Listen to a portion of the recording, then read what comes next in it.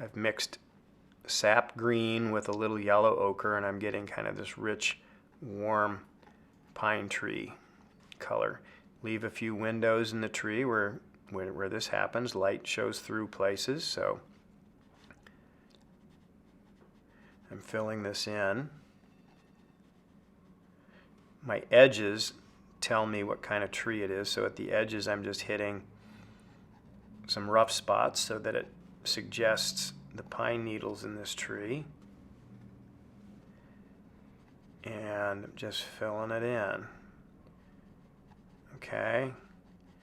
Now, since there's light in the tree, I can sometimes come back while this is still wet, pick up a little warm color here, like this yellow, and this allows me to sort of push in some of the highlights where it might warm up.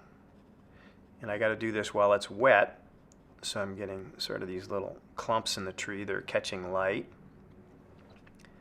Conversely, I'm going to pick up my darks.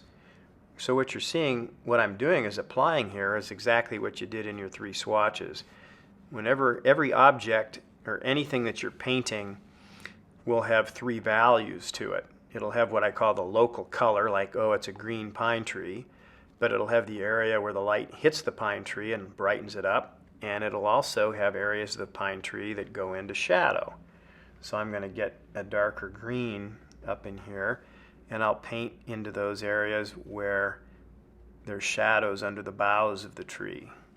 So you see how by applying that theory of 3 values, or getting the 3 values in, my light, my dark, and my medium, the tree now has a 3-dimensional character to it.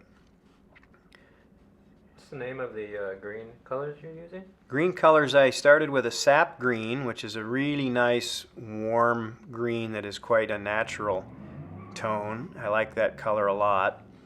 To brighten it up, I added aureolin yellow, which is a nice transparent yellow. And to darken it down, I am using a color called shadow green, but you could equally use ultramarine blue to do the same thing. Use your cool, darker colors to darken the green down.